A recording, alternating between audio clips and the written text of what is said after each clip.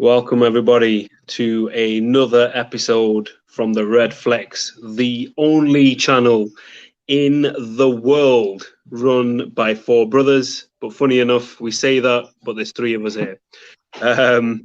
Good evening, everybody. We are joined Welcome everybody to another episode from the Redflex, the only channel. Doing? I think we had some technical issues from Abdul there. Some audio issues. Fixed it now. I fixed it. Good job, mate. Good job. You're on the ball now. I missed your question, to be honest. I know it's late, mate. We had about 5 practice runs as well, and we messed it up. Right, if you sort it now anyway. Let's go. What's the question? So, we've not had any content out for the last few days, so we just wanted to kind of talk about some important issues with Manchester United. I'm going to start off by bringing up, we could call it an elephant in the room based on our last video. I'm not going to go into the ins and outs of it, but there were some comments left by some viewers in relation to, let's just say, some sensitive topics. First of all, what I would like to say is thank you very much for watching the show. You've added an extra view to the show, so thank you very much.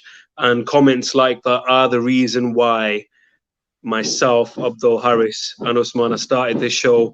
We want to prove to everybody, the points and what we want to represent. And I'd just love to get your views on it, Abdul and Harris. I know it's not scripted in today's show, but I thought it was very important for us to bring it up. Abdul, I'll get your views first.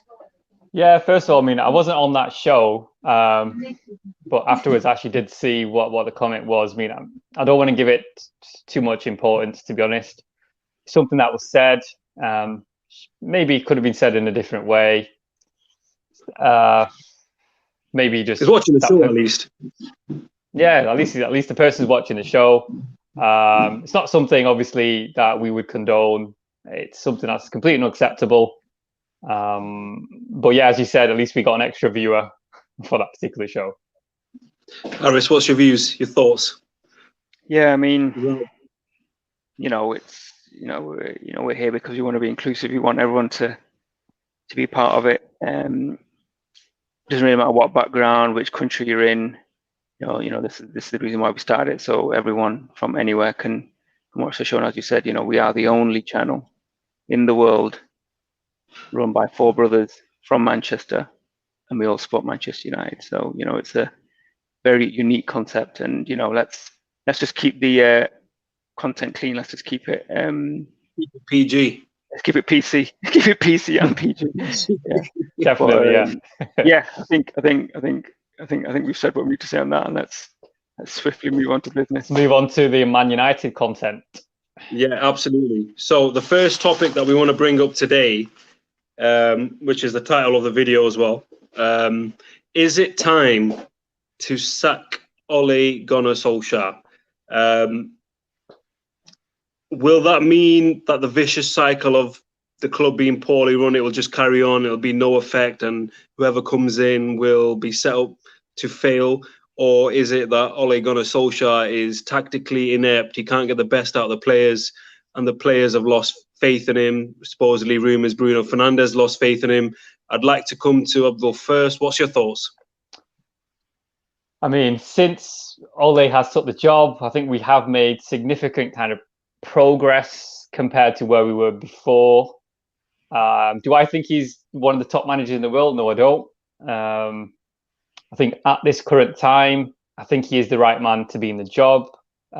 Just after 3 games, we can't say all of a sudden he's turned to a bad manager. I think we're already pleased with what we did last season, finished 3rd, which was probably the highest position we could have finished. Although I think going forward, if we are to become a major force again, at the moment, I don't see Solskjaer kind of developing into a world-class manager. I think he has limitations, and probably at some point to reach the next level, we probably will need to get rid of him, but I don't think now is the right time. Okay, Harris, over to you. Do you think Man United will win a Premier League or a Champions League with Ole Gunnar Solskjaer in charge? I don't think Man United will win a Premier League or a Champions League with any manager as long as Woodward is in charge. I think the manager is irrelevant. We've had Van Gaal, we've had Mourinho. Mourinho, one of the top managers in the world. Obviously, he finished second. We won League Cup, Europa League. After that, it all just fell apart. I think this whole Solskjaer bashing and this whole kind of talk about his job all from coming up is quite bizarre for me. They've had this really odd transfer window, which again, it's got probably nothing to do with Solskjaer.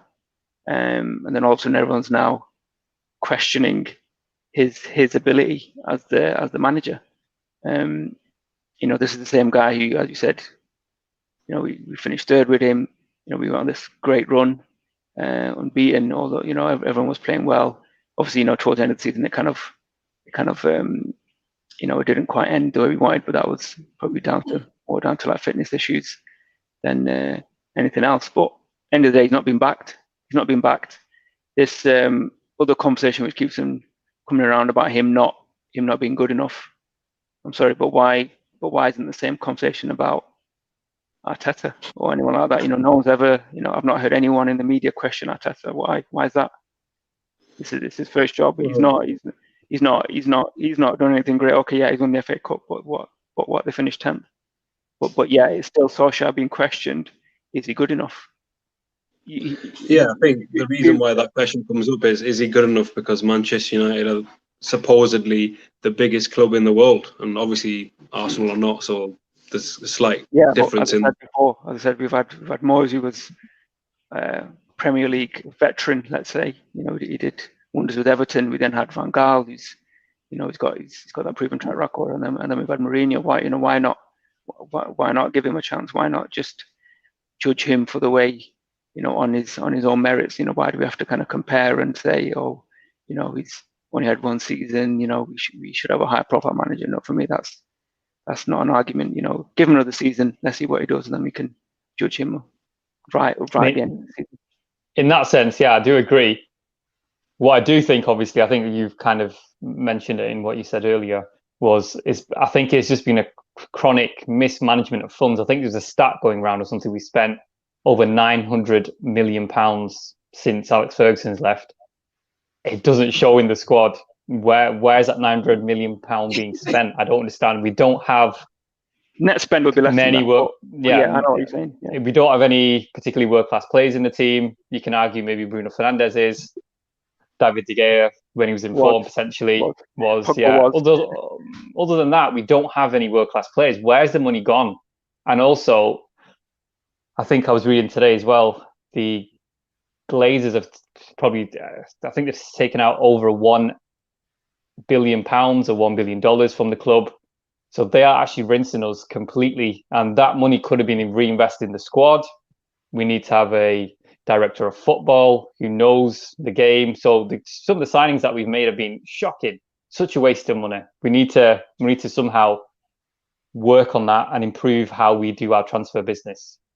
While we're on that topic, I'll quickly get some answers from you both. Top 3 worst signings post Fergie. Abdul. What a question. So many. Sanchez. I think more recently, I think we have to go with Sanchez. Sanchez, another 2 if we could get 2 a flop. You can go on, Harris. I'll give you a turn to give us one. Top 3 worst transfers post Fergie. Quickly. I'm gonna go with Rojo. I'm gonna add in there. Although some people might disagree, but for me, absolute flop. Absolute flop. Injury prone, total flop. Waste of money. I guess you're going to say Kasim Dan James. Surprisingly, I'm not going to mention Dan James because I think there's far. Fred, I might want to add in there, but the fact that he's still in the team and he's still kind of playing. But for me, Fred is not a 50 million player. He's not. While we're on the subject, best signing post Fergie, Abdul. That's an interesting one, isn't it? Best signing. That's a tough one. That post Fergie. I'd say Martial. I think he's doing well. He's doing well, but has he really reached his potential? Has he developed into the player we thought he was going to be? Yeah, I think was it Paul Scholes recently said Martial has conned us into thinking that he's a centre forward. I don't think he's a centre forward personally. He's too inconsistent. I think if you're going to win titles, if he was more consistent, he does kind of remind me of Thierry Henry, to be honest. Very similar style of play, but he's not at the same level at the moment. Otherwise, down the middle with that kind of pace and skill with the ball, it'd be amazing. He is inconsistent now. Trying to keep to the topic, I know I got a bit excited there and asked a few questions. In terms of Ole Gunnar Solskjaer, his record against the big teams is very good. So I think the criticism or people saying, you know, tactically is he there or not, doesn't really hold any value. But it doesn't for me either, I do see a lot of blame going to the Glazers and stuff that's above Solskjaer, but this is not personally my view, but it's just an opinion. What would you say to those fans that say, if you were in control of Manchester United and you were the owners, you would take money out of Manchester United? Why would you not? Would you spend all the money in terms of investment? Absolutely not, if you're the owner. And secondly, Ole Gunnar Solskjaer, it's not all his blame. Everything's not his fault. But why is he not strong enough to drop Maguire? Why is he not strong enough to drop Pogba? What's your thoughts on that? Yeah, I mean, I think what he's trying to do with Maguire and Pogba, I think he's trying to build up their confidence, but obviously at the expense of our results, which is not the way to do it, to be honest. I think Maguire has to be taken out of the team, especially what happened today as well. You think he will drop him? I think he needs some time out, just because obviously the off the field issues he's got. I think it's better for him just maybe in 1 or 2 games, just to get his mind refocused again. I think that's what he needs.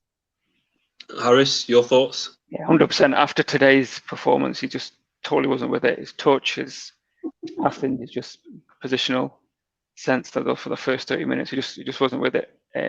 Has to be dropped. But obviously, it all depends on Bailly's and kind of like Lindelof's fitness and availability. If they're fit, you know, they both have to play, and Maguire has to drop to the bench. I mean, cannot have him in a team and afford to lose another game or drop points now. We're already kind of like behind the 8 ball. We can't afford to drop any more points. I mean, the Pogba one's interesting. Saw his game against Portugal in the 0-0 draw. He actually played really well, which is a bit odd. He seems like a different player when he puts on that blue jersey. But I was going to say, it brings us very nicely to our next topic that we wanted to discuss. I think we could go on hours and hours in terms of Manchester United as a whole, so we try and streamline this as possible, as much as possible. So Paul Pogba, over the last few days, I'm sure everybody's seen it all over the internet, he just can't keep his mouth shut. For some reason or another, he thinks it was, well, whether or not it was misinterpreted or not, but he's come out and said that it's a dream to play for Real Madrid. Abdul, do you think it's sensible for him to make comments like that when he's performing absolutely shocking for Manchester United? I mean, he certainly should not be making any comments at the moment. He needs to focus on how well he's playing on the pitch. He's been playing. Is he good enough for Real Madrid? Yeah, he is. I think he is. I think the first 3 games he's been obviously unfit. Obviously, he did have coronavirus, and obviously that affects your body and your mind in a lot of different ways. I don't think he's fit enough to be playing at the moment. But as he said, for France, he had a very good game. So maybe he has actually built up his fitness and his confidence, so he might obviously now start to perform well. But I think the role he's playing for Manchester United is slightly different. It's more of a kind of defensive approach he's got for Manchester United. I think for France, he's got slightly more freedom. And he's able to get more forward. And the reason why we actually probably bought him in the first place was with Juventus, he was unbelievable going forward. He was scoring goals from everywhere, and he had unbelievable dribbling skills, etc. We've not seen that for Manchester United. I can't remember seeing anything like that when you go onto YouTube and search for how he used to perform for Juventus, you think, wow, is this the same player? I think the first season he did get some few goals outside the box and stuff like that. But yeah, I mean, Pogba's an interesting one, isn't it? I mean, I think the question was kind of oriented as in like, do you think it's, you know, every player's dream to play for kind of like Real Madrid? It was kind of worded in that way. You know, he could have answered it in so many different ways, but obviously he chose to, you know, to answer it, you know, the way he did.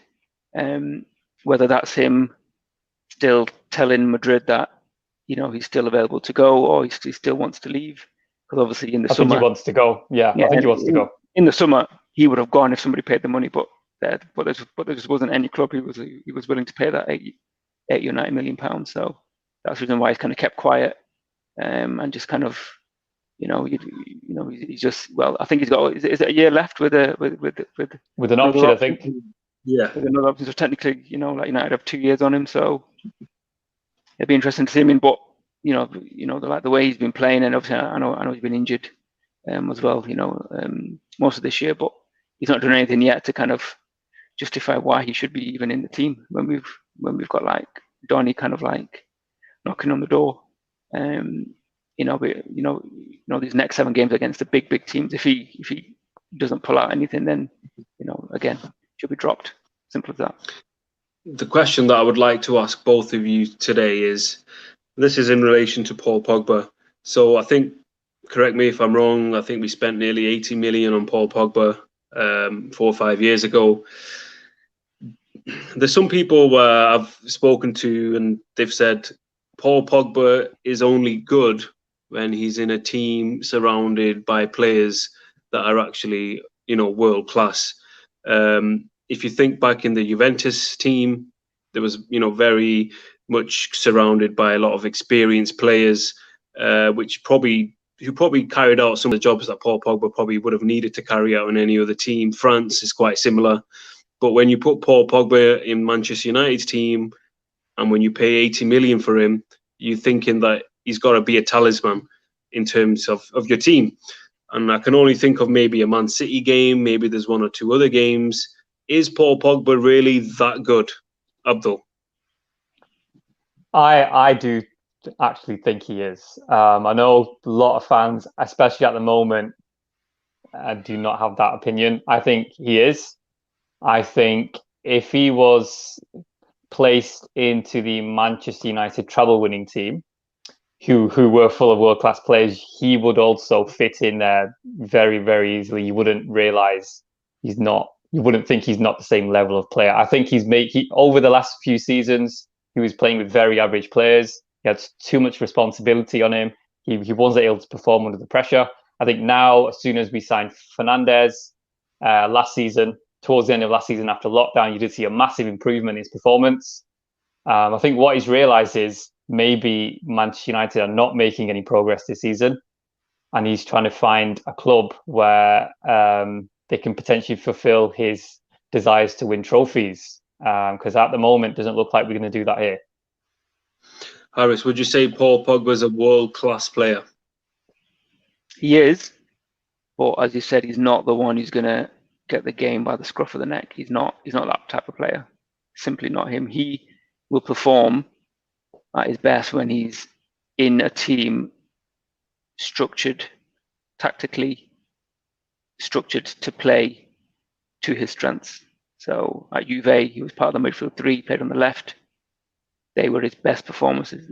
By far, that was his standout season. You know, there was a lot of clamour around him as in who was going to sign him. He's, you know, putting these like world-class performances. But, you know, that question mark around his attitude was always there. That's the reason why Fergie let him go, remember? So, you know, that's not gone away. So, you know, there are issues with him. Can we find a system that suits him? I don't think we can, because as you can see with the players we've got, the only place he can play is in that is as part of that kind of like defensive 2. So in that position, it's useless having Pogba, in my opinion. You'd rather play somebody else, because Pogba is just a liability. He's gonna, you know, he'll lose the ball just in your own half, and he'll cause a goal, or there'll be a penalty, or he'll just be very clumsy in the box, as we've seen already this season on numerous occasions. You know, if you play Pogba, you have to play him up the pitch. Otherwise, you just don't play him. Waste of time. Yeah, I think the only thing I'd just like to add to that before we move on is, I think with his position, he's not really a defensive mid and he's not really an attacking mid. He's more of a kind of a centre midfielder, and the way that we're playing, especially the formation with the 4-2-3-1, I don't think it kind of suits his strengths. Again, quick ones from both of you before we leave this kind of topic and move on. Would you drop Paul Pogba against Newcastle, Abdul? Yes or no?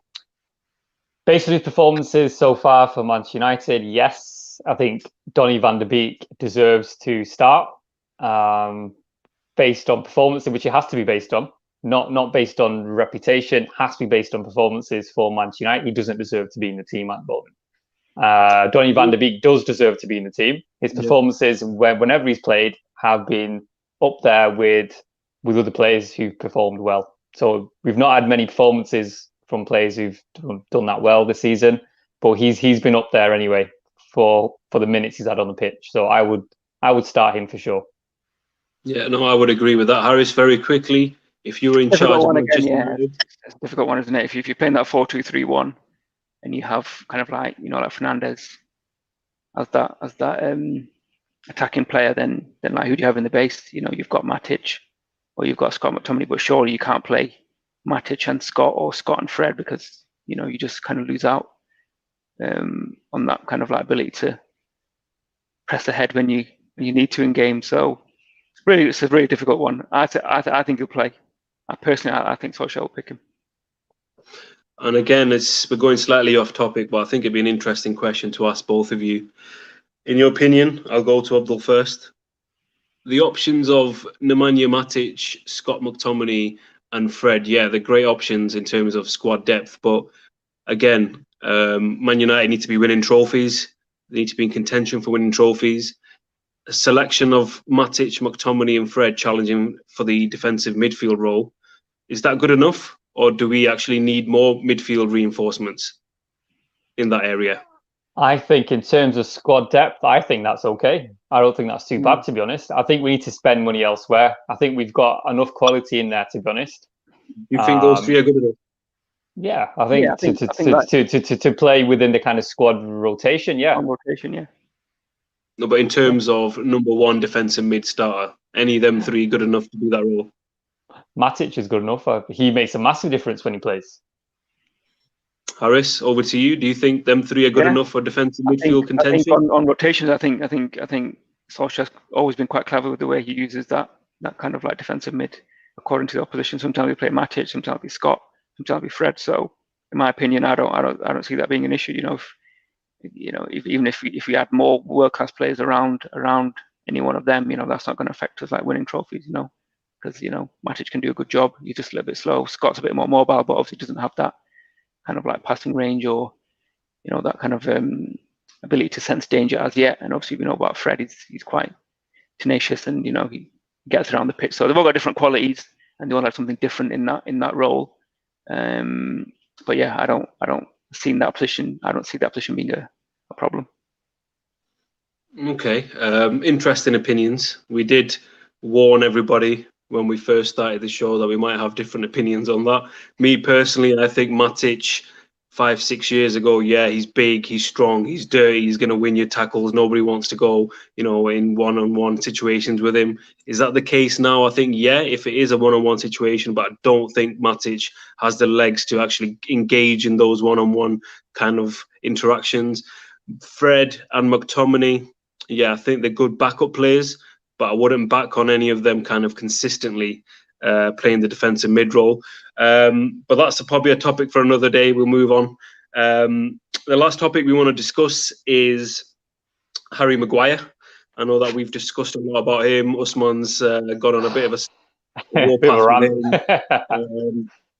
First thing that I want to start with and just kind of up to date with everybody. So England lost the UEFA Nations League game today, 1-0 at home to Denmark. Harry Maguire was sent off.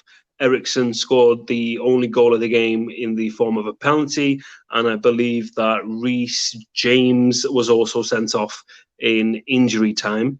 Focusing in this on United, Harry Maguire, though, he was bought for a lot of money on the back of a very, I'd say, a strong World Cup performance for England.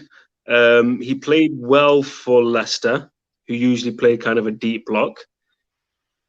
Where would Harry Maguire rate in the top defenders in the world for you? He shouldn't even be in that conversation, to be honest. The reason why we thought Maguire's a great defender is because we were used to having some absolutely shocking defenders before we signed him. We thought this guy's an upgrade from what we've got. But if we compare him to the world-class defenders, he's not at that level, to be honest.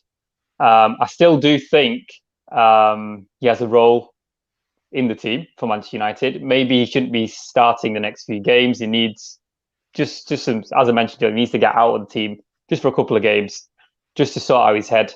I think as a Manchester United fan, we should try to support our players. We need to understand they're human.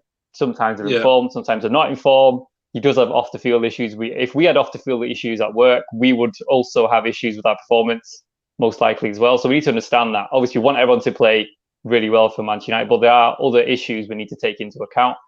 I think we should try to support him instead of having to go at him, but he needs to be out of the team for now.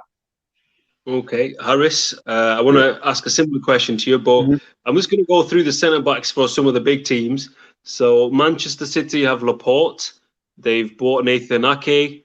Liverpool, obviously, Virgil van Dijk, Joe Gomez. Chelsea have brought in Thiago Silva. They've got Kurt Zouma. You go down, maybe look at Leicester, Johnny Evans, Everton. They've got Yerry Mina. They've got an old boy, Michael Keane. Is Maguire on the same level of any of them? Would you choose Maguire in front of any of those defenders that I've just told you? 100%. You would? 100%. 100%. Every one of those teams you mentioned have one top defender, but their second defender is useless.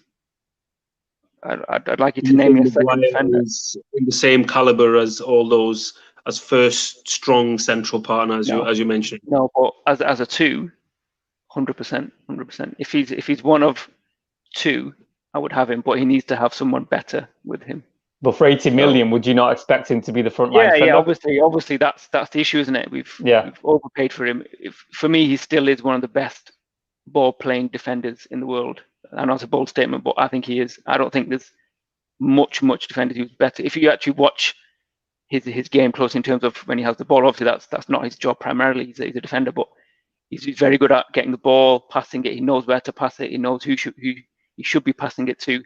Very comfortable from the ball. He doesn't really panic. I've never seen him panic when he gets the ball, which was a big problem which we had before, where our defenders couldn't really play it out, and we couldn't really have that kind of extra play who would move into the midfield. Harry Maguire is excellent at doing that, and he still is at that. But going backwards, he isn't. So for me, as a ball-playing defender, excellent world class, but his main job, which is defending, not great. I think with the ball playing, you could, all those attributes that you've just said there, you'd probably say John Stones is probably similar as well. But does that make John Stone a good defender? He's been discarded. He's not. He's been discarded by. That's what I'm saying. He's got attributes, and the one world class one he has is that one where he can play out from the back. But obviously he's a defender, so that's not really why he's in the team. He should be good at defending, and obviously over the last couple of weeks he's not been very good at that. However, we don't want to be one of them channels where we end up bashing Maguire every week. So no, we like to be professional, don't we? Yeah. So as I said, I didn't have a problem with Maguire for the first 89% of last season, and I don't think this even was a conversation for most of last season. It's just literally had a few bad games last year. Obviously started really poorly this year. For me, he will get back to that level. So for me, I'm not really too concerned. But the problem we have is we don't really have another defender that we can kind of say, it's fine. We can take him out of the team and we'll be okay. Because at the minute, Bayer had a bit of a shocker against Tottenham, and obviously Lindelof, he's got his strengths. Pace is not one of them, but I think for the next game, Maguire should kind of, be on the bench, take it out. Maybe a game or two, and then we'll see where he is. Quick question, guys. Again, Abdul, I'll ask you first. Harry Maguire, should he still be Manchester United's captain? And if not, who should be the captain? I still think he should be the captain. I think if Ole Gunnar Solskjaer stripped him of the captaincy, I think a lot of players will be unhappy about that. He's only had 3 games this season. Obviously, in all those games, he's not been great, so that's obvious. I don't think we should make a decision purely based on 3 games. Let's see how it goes. If Solskjaer believes, and also the United players believe, he shouldn't be captain, then that's something that they can kind of address maybe at Christmas or at the end of the season, and then they can obviously then appoint a new captain. But I think now is not the right time to do that. It will cause too much unrest within the dressing room, and that's not what we need right now. Iris, same question to you.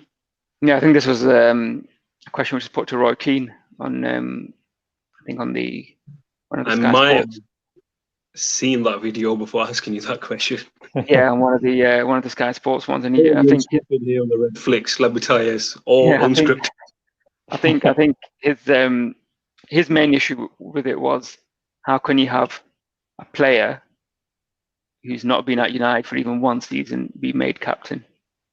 You know, he said that shows a lack of leadership within the squad, which is a fair point. And it's that was one of the issues we had, wasn't it? Yeah, and it's just very unusual. It is unusual to have a player to come straight in, especially at a club like Man United, massive club, and be like given that captaincy. I mean, I don't have an issue with it, because obviously if he's showing those qualities off the pitch, then for me it's not an issue. But I think it does highlight the point that we don't actually have many leaders in that dressing room, and that's another point which, you know, some would argue is the reason why we can't take that next step, the reason why we're so fragile, you know, the reason why we only made semi-finals and not finals. You know, there's many points that get made about that, but maybe that's kind of like a discussion for a different day. Okay, we are running out of time today on tonight's show, but I think it would be only right to very quickly get both of your guys' opinion on should we call it, the power struggle in the Premier League in terms of the Big Six and the plans that they have. Very quickly, Abdul, your thoughts on that and whether you think it's the right thing or not.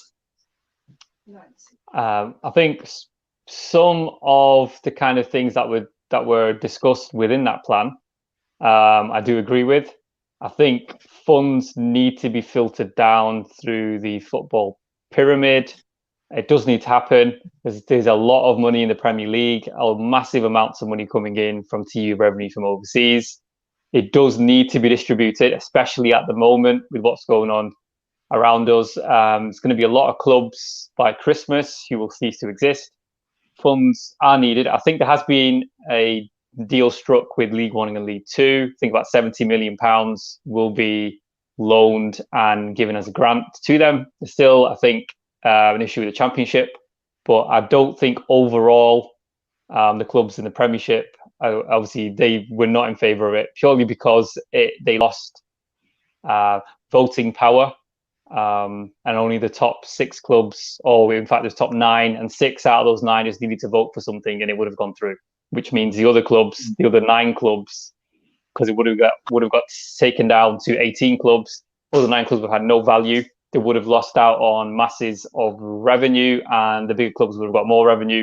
We would have had probably something that we don't like to see, which is in La Liga, where Barcelona and Madrid, they end up taking the huge chunk of all the kind of revenue, and the clubs towards every other club in the league received literally like 20-30 million. Even I think Atletico Madrid only received 20 or 30 million pounds for last season, and we had the bottom club in the Premiership around 70 to 80 million. So you can see there's a massive difference, and we don't want that happening in our league. No, absolutely. I think that's a fair point. Harris, very quickly to you. Do you think this is just an example of the big clubs trying to take advantage of the current situation and thinking, let's loan the money into, and they're classing it as a coronavirus payment as well, shockingly enough, and they're trying to just take advantage just to make sure that the power stays within the big clubs? Or do you think it is something that's needed? Yeah, I think that does mention most of the points, but yeah, it does seem it does smack of a bit of a kind of like seize the moment type thing, isn't it? Where, you know, let's kind of say that we're, you know, like dishing out free money, and then kind of like in return we'll get, you know, some sort of, you know, support for this. I mean, at the end of the day, the Premiership is an amazing product. It's all over the world. It's all over the world. So for me, simply, all I've got to say is, if it's not broken, don't try and fix it. Simple as that. Okay. No, thank you very much for your opinion on that. Just before we go today, I just want to introduce something that we will be bringing onto the show. So starting from the Newcastle game, the Redflex will be starting the biggest battle between brothers that YouTube has ever seen and ever will see. The 4 Ahmed brothers will be going 1-on-1, or should we say 1 versus 1 versus 1 versus 1, and we will be battling it out to predict the scores for the remaining Manchester United games. We will have a league format. Points will be distributed.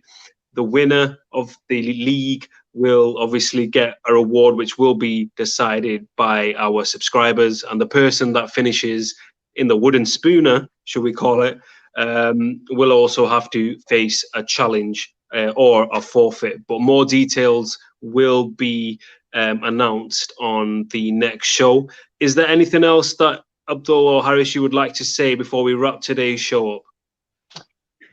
Probably, yeah. I mean, there's one thing I think most United fans are going to have in mind. We can't wait for the football to start again. International football, like, you know, a lot of people not really engaged with it.